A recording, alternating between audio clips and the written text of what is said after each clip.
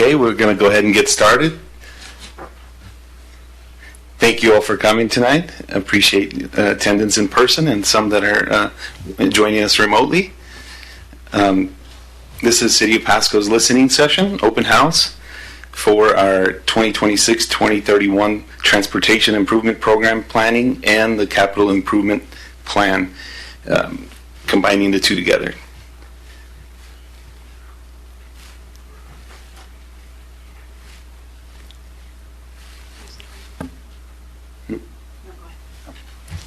Thank you. Why are we here today? We want to provide information on the two important planning tools that I just mentioned, the Transportation Improvement Program, we call it TIP for short, and the Capital Improvement Plan, CIP. We are going to talk a little bit about those, and we're going to want to mostly hear from all of you as far as your input and your thoughts on some of that. Sorry. No. I'm not very good. So we'll start with the transportation one, the TIP. Per RCW 3577-10, as shown there, we are required to prepare a comprehensive transportation plan for a 6-year period, and we do this annually, as with other agencies in we consistent with the plans are consistent. The TIP is consistent with our comprehensive plans, so our master plan and our downtown plan, and we include the bicycle and pedestrian facilities as well, not just traffic is looked at. And our deadline for this is getting approval by July 1st. So we're starting early to make sure we get good feedback, and we'll talk about the schedule here a little bit later too. And we have to file with the Secretary of Transportation within 30 days of adoption of the council action. And the capital improvement plan includes transportation project, but this is a strategic blueprint that outlines planned capital expenditures over a multi-year period. Also, we look at it in 6-year periods. And encompasses major infrastructure projects, but includes utilities and a combination of all our public works and parks and rec projects. And long-term planning tool that helps the City of Pasco manage and prioritize their capital projects. The importance of these plans is we have, of course, strategic planning, fiscal responsibility, transparency and accountability and coordination. What the plans are not it's not a budget, so they are plans, and we strive for certain we strategically plan our 6-year periods, but sometimes the static portion of it is it doesn't have to fall in the same year, so we can be another. We have our budget cycles a 2-year biennium, so we plan for something. For example, a static example I'll give you is a grant application. We apply for a safety project, and those are for a specific one. Given out every 2 years, and we apply for this certain project, and sometimes we don't get that fund, so the project ends up getting pushed a couple more years depending on the situation there.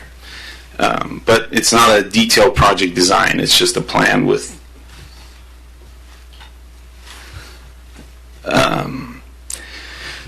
the TIP and the CIP identified the following. So the proposed, just a name and the brief scope of the project, so we cover your general type of work. So if it's a transportation project, does it include the crossing, sidewalk, and general intersection safety, and the schedule. So of course these are based on the 6 years that we mentioned, and the phasing of these projects. We have the planning phase, design, and those are all broken down, as you'll see, design right away sometimes in some projects we have, and construction phase. Those are typically your 4 general, and we include all those phases in our planning as well. And then the funding sources that we identify, whether they're secured grants, whether they're specific funds set aside, or if they're unsecured funds, those are identified in this stage. And the TIP and CIP will focus on projects anticipated to be delivered by the city, and special attention on projects with federal and state funding. So the schedule, to kind of go over what's happening, of course, currently and just for this year for our approval process of these, we have this open house combined with TIP, CIP, which is the outreach portion. We will also have another open house on May 7th. I believe that one's during at 11:30 at the Gisa Stadium, and we will in May. We have a council meeting tonight for the draft, and in May we'll also bring the TIP only portion to council for discussion based on some of the feedback we hear over the outreach, and the public hearing on the 19th as shown there for the TIP. And because TIP's adoption is July or 1st of July, so that being prioritized first over the CIP as far as the schedule. That's why you see that there in that order. And CIP will follow after the adoption of the TIP in June. Then the focus will shift to the CIP. With September, the proposal being added in September and the edits being done prior to final adoption in November.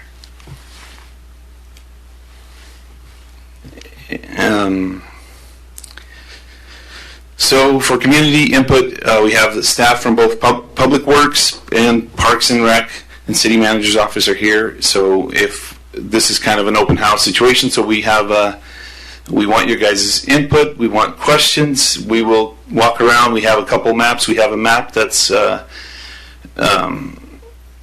for kind of a blank map with just the opportunity to talk about projects that you may be interested in, or if you know of an intersection or something that you're notice as if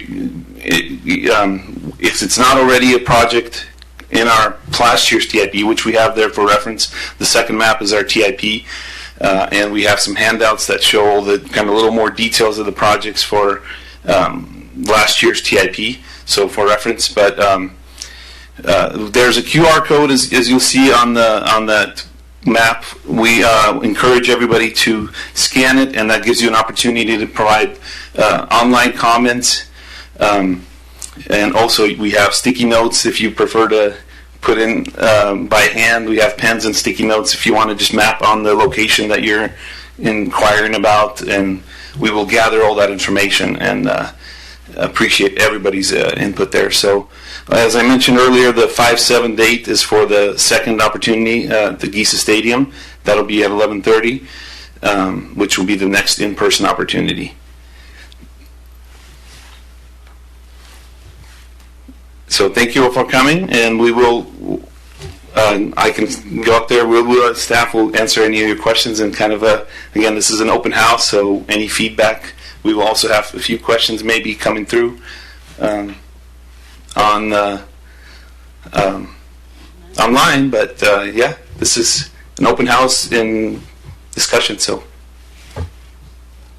thank you very much.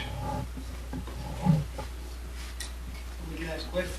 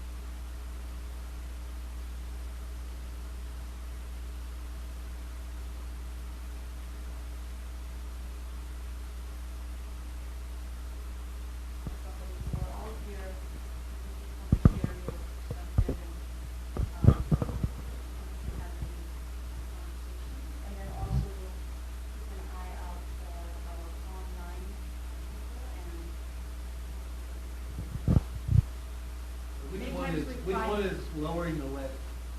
Okay. Would you like to speak on the microphone so that everybody can hear? Would that be okay? Sure. Just with lowering the levy, but I guess in general, all funding, is there any concerns about the federal cuts that are occurring and DOGE? So, no, we have, again, so we're using this as a planning tool, and as a planning tool, there's generally not funds 100% associated with it, and what it is listed is several years out. So direct impact to federal funding isn't a concern as of now, but it's something that one of those that would potentially apply, because those are federal lands currently where we would be looking for grants. To help support that lowering. In addition, in federal grants, we also have through the Recreation Conservation Office, Washington State, the ability to request trailway grants as well. So while we are monitoring those grant cycles haven't come up for us to apply yet, so we're not necessarily worried about the current situation, but maybe as those cycles come up, we will be. I will add to that in more general aspects of, for example, public works projects. There are some visible cuts that are expected from potential cuts to funding to the Public Works Board, which is a state funding agency that typically supports infrastructure for basic services, so roadways, water, sewer, and we continue to monitor the situation because we anticipate less opportunities for grants to be received. I will say that, and then I will add that historically, at least in the last 5 or 6 years, we have received a lot of funding from federal and state agencies. And so while we think that the overall landscape is changing for receiving funding, I think City of Pasco has been very successful at receiving funding in the past. So this may be a time when we need to start considering different alternatives for mechanisms to fund our projects. So I did have some, property-specific questions. Should I just get with Parks and Rec, or do you want them publicly aired?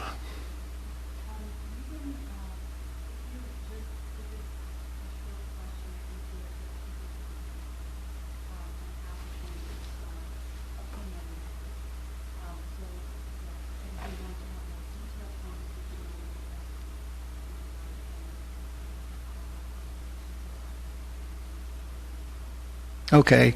Several years ago, a Franklin County Commissioner told us that if the levee gets lowered and that drainage canal gets filled in, the property beyond, and we border that property, could be sold. And we didn't know if that meant we had an option to buy it, or if anybody could buy it between us and the river, which is a bad thing, or if it was going to stay city property. I do not think that we are to that point of knowing what that determination looks like on how the reconveyance of the Columbia Shore is going to happen at this time. I think there's many options, but those we've not gotten to a point where we know what the clear outcome is going to be. Yeah, and just as a property owner, I need to know as soon as possible because I need to get finances in place if I want to secure that. And I'd hate to find out, it's going on sale next week, and I'm not ready. We do not believe that it is going to be in that short order, but also the fact that there's going to be a lot of public process before, so it should not be catching you by surprise. Okay, and I also noticed, and this is my last question, I also noticed in the plan there was a proposed beach between like Road 60 and 64 on the river, and on Wade Island. Is that still in the works, or was that a dream? I'd have to say I'm not familiar with that. That's not a current plan that I recognize, and I can confirm with. Brent, are you familiar with anything along those lines? Nothing that the city would have been planning for either of those, particularly the Wade Island, because that's definitely not within our control. Yeah, I got that from the River Shore Linkage and Amenity Plan, City of Pasco, July 2012. If it went away, we're good with that. That's. We'll have to look into it. It's quite an old plan, so it might just be that the people here are not familiar with it. So we'll Yeah. check into that. And if you could leave your number or contact info, then we can get back to you on that directly. Yeah. And just so you know, the two concerns were environmental, that there's a lot of geese right there, a lot of habitat in itself. The island is off limits to people, and if they're going to put a beach on it, it seems counterproductive. And then there was a concern about where are people going to park and et cetera. But if that's unlikely, I'm good with that. Who wants it? Rebecca.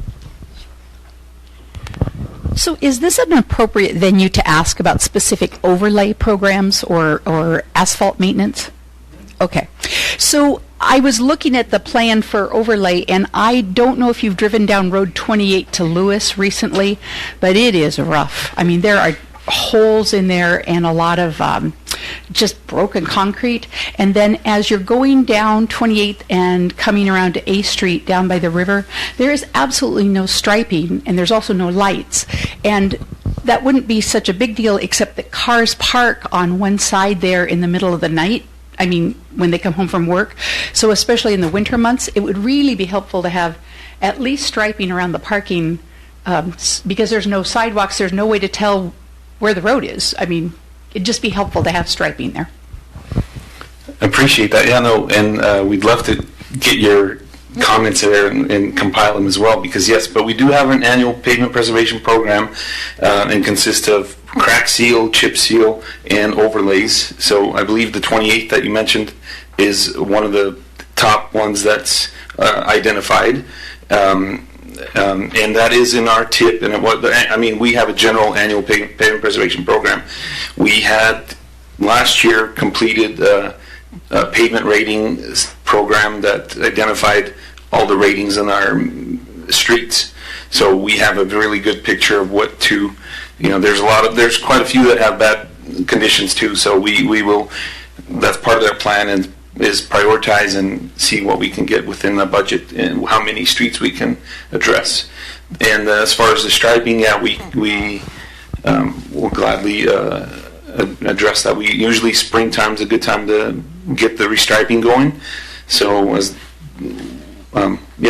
feel free to add those locations and we'll take a look. Absolutely. Could I just ask before I pass this on, what is your protocol for when you do stripe a road and when you don't?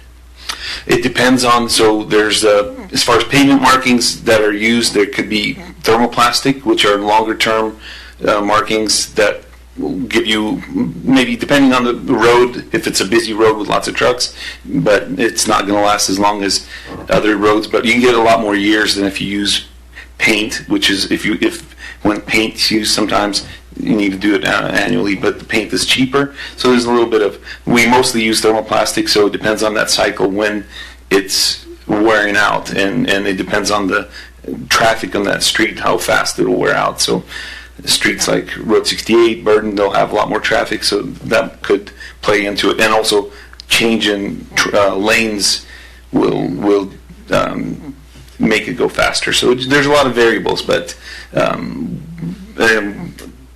we have a general, and then there's some one-offs that have something going on where there's a lot of construction activity or trucks using that temporarily that'll make it wear off faster, and our maintenance crews are well, more specifically, I was wondering, like in residential areas. So like Road 32 has no striping whatsoever, no curbs, no gutters, no sidewalks. So there's a lot of truck traffic there that shouldn't be there. But anyway, I just was wondering, is it just like you have a snow plan for plowing? Is it residential streets you don't stripe? I don't want to put, hey, Road 32 needs striping if you don't do Road 32 because it's a residential neighborhood. Generally, yeah, residential areas, streets that generally don't get the striping, yes, because you have a lot of, it's just, unless it's a collector street, so sometimes you have neighborhood collectors where you identify it and turn lane, but yeah, generally it's just parking in residential streets and bicyclists, pedestrians on sidewalks, and you don't have the need for the identification. It's one lane each direction. Okay. That's well, I would general. like to say your new stuff all around Heritage Avenue and Ainsworth is beautiful. And the bridge. Okay, I just moved out by Road 100. So is the water park, is that all funded? That's not part of this plan, or what's the status on that? I believe, from the outset, we're different organizations, but we're happy to answer the question. Oh, okay, that's not a City of Pasco project. No, but we're really Okay. proud of that project as well, Okay. even though it's not ours. So I can definitely answer your question because I understand which organization it is, too. Our Pasco Public Facilities District is the organization that is building our aquatics facility. City of Pasco works really closely with the PPFD. I'm just going to make that short, and they're building the aquatics facility in the Broadmoor area. And I believe it was last week where they poured cement on the foundation. They're scheduled to be open, hoping to be scheduled to be open by Memorial Day next year. Great. And we are, our Public Works team here is building the projects that, the road and the infrastructure that goes into that whole development. Yeah, the new Sandifer extension there. Yes.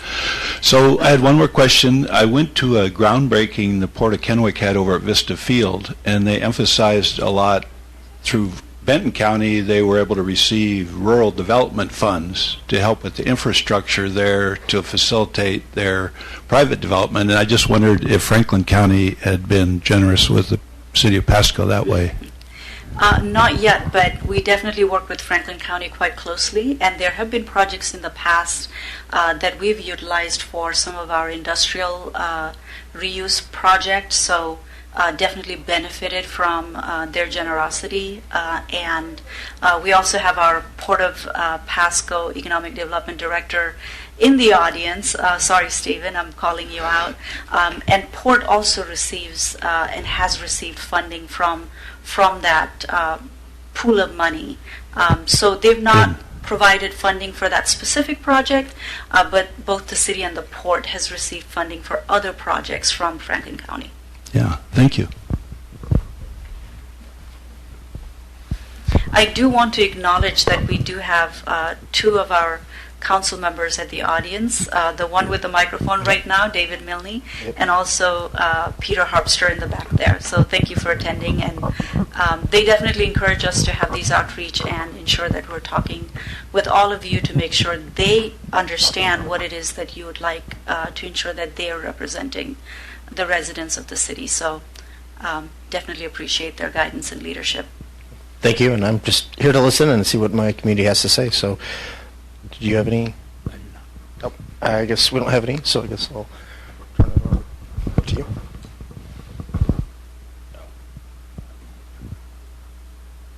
We're all staff or city.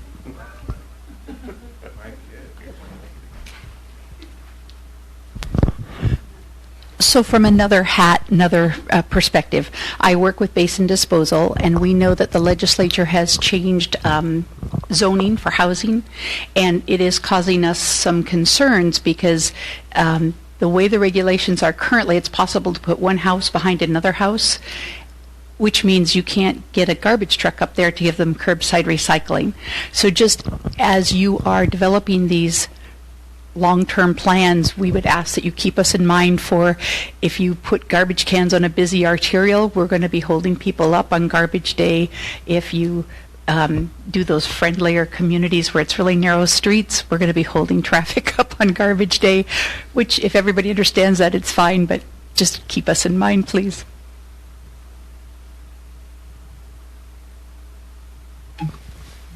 Anyone else? And we do not have anybody online. We do have maps out there if you want to kind of take a look at it. I think transportation is always high interest to people.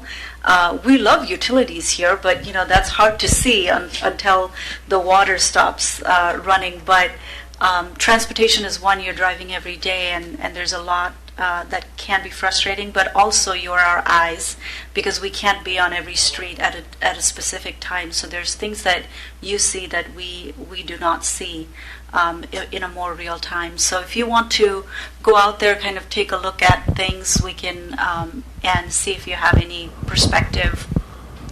Go ahead.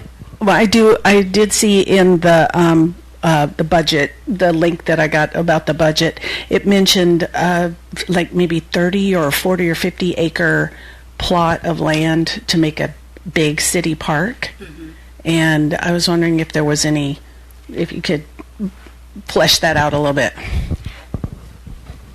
Again, capital improvement plan being a plan that we have identified the need, Pasco has identified the need that we do kind of have a park shortage, and as we continue to build out in that new Broadmoor area, we want to ensure that we have park space out there. So what we're currently budgeting funds so that if an available property would come up, that we'd be ready to proceed with that purchase. But as of now, we haven't found anything or set our sights on anything specific, but we are monitoring development and other land as it comes up.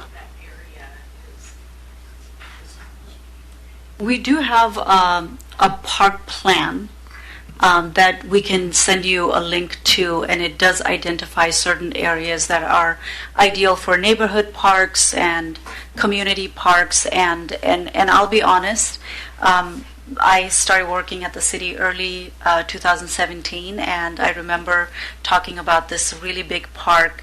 And back then the land was so much cheaper, and I am kicking myself for us not having bought it. But now it is harder to find large pieces of land, and for a price that works for a municipality. So we're trying to also be creative about how do we provide similar experiences in a way that is economically feasible as well. So, and that's kind of where Jesse is great at imagining and dreaming. We are looking at things like linear park, where you're connecting parks with trails, things like that kind of expands the experience without having to buy something that is 40 acres and putting a trail around it. So those are the things that his team has been thinking about in ways that we can be economically prudent, but then also not shortchange the experience itself. Thank you. That's nice, and I hope it's not just a big open space with a trail around it. I hope it's got stuff. Yeah. I'm a lot better at spending money than that. Yeah. Don't you worry. Yeah.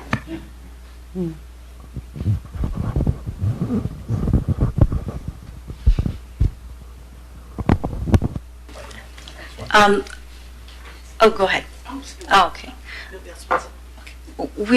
We're talking mostly about transportation today, but we do want to say that there are certain utilities. We provide water, sewer, irrigation for a portion of.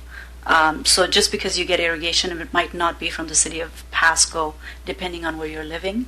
And we also do a pretty novel project, which is process water reuse facility out by 395, where we take all of the processed water from a lot of 7 processors at this time, and we use it to, we reuse it, recycle, and then we irrigate farms. So we're doing a whole redo of that project, operational actually this year, where we're producing natural gas out of that, also using algae and all kinds of science that it sounds cool, but I don't understand. And essentially that is a way of encouraging other industries who have a lot of processed water but do not want to maybe deal with it, or is not economically beneficial for just one processor to have all of that infrastructure. So it's been a huge success. In fact, Rebecca Francic here, I believe you were around when that project first got started, and it was there for a couple of years, and then we got Reesers, and then we've got so many other processors who have come to that area. And so that's something that our team handles as well. But more on the day-to-day, we have water, sewer, irrigation, stormwater, and there are significant challenges to providing utilities. We are looking to update basically replace our oldest water treatment plant, our Butterfield water treatment plant down here on A Street, and that's expected to cost $200 million plus. And so there are significant expenses that are coming up, and so for all of you to be kind of thinking about what the needs are of the community as we have used up a lot of that plant was built in 1927 or 37, okay, close enough. And so we're getting close to 100 years, and so we've used it up. And if you go in, it's kind of like a museum. The colors, the cabinets is of a certain time, and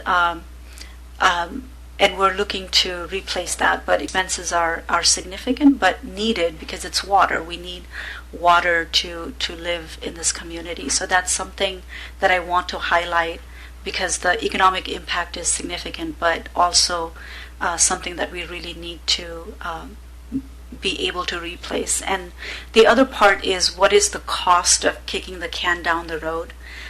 Because at a certain point, if you are pushing out, it becomes more and more expensive to then replace and fix the problem. And so we're looking into that and seeing what can the city and the utility afford, and what's the break even there where we say this break fix is good enough and it's worth it, versus nope, even though the price tag is really high, we just need to do it. Yes.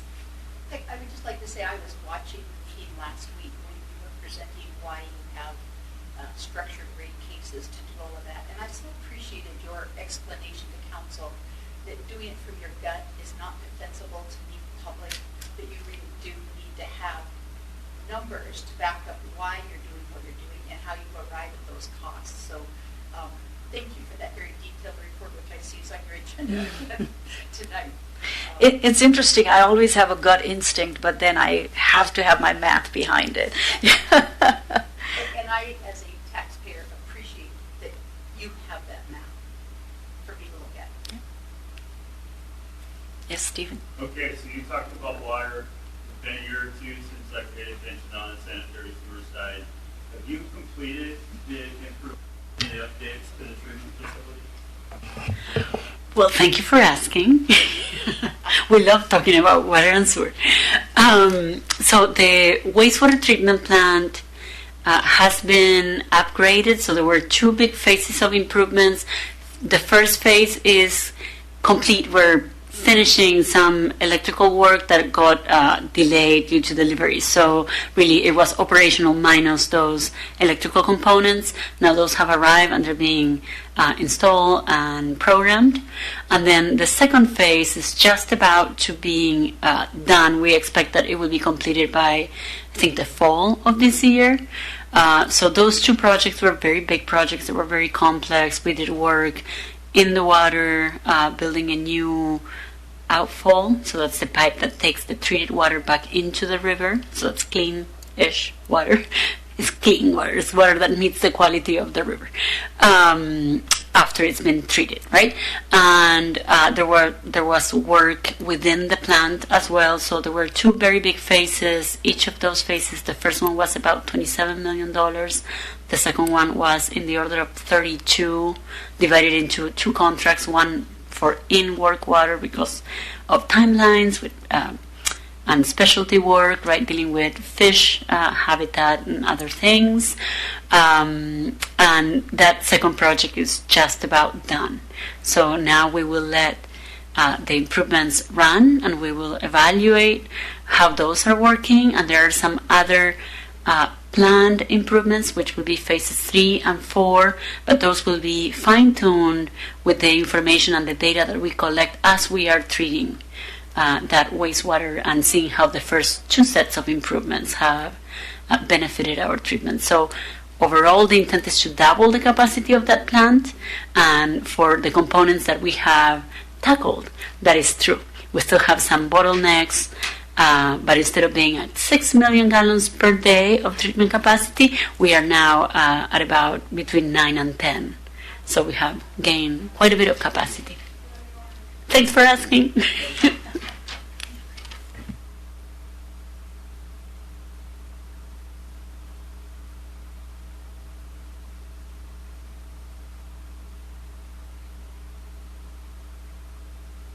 Okay, we can explain that. Just take the first example. Okay, so I'm going to start from the beginning. So if you want, we can pass these ones along. These are the Transportation Improvement Plan that was adopted by Council last year.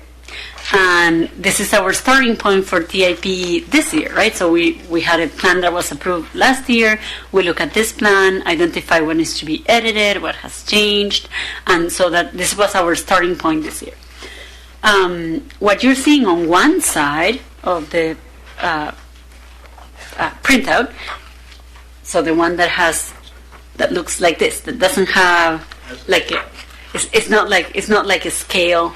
You know, the one that is flat, the one that is really flat, doesn't have the scale, shows the total project cost. And that total project cost may actually be in a different window than the 6 years that the plan covers. Say a project started earlier than the first year of the plan, or ends later than the 6th year in the plan.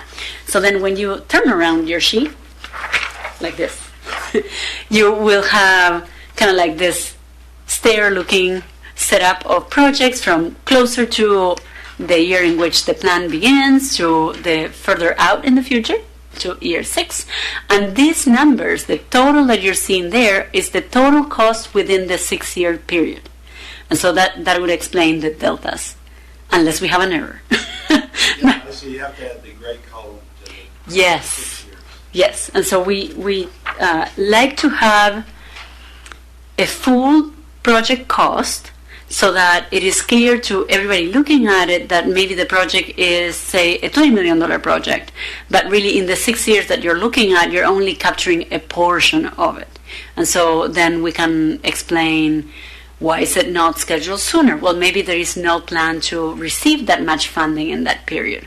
Or there is a project that precedes it, and so we need to have that first project completed before this one can start. And so it's good to have a full dollar amount so that we understand what size and complexity the project will entail. And the numbers are the same on both sides. That was my mistake. Oh, Sorry. okay. I didn't understand. But sometimes it's not, so I'm glad that you brought it up. Especially when we have already spent dollars and that is outside the 6-year window. Okay, happy to answer any other questions, or if we want to move to the maps and point at things in the map. Sometimes it's okay. That's awesome. Let's do it. Let's point.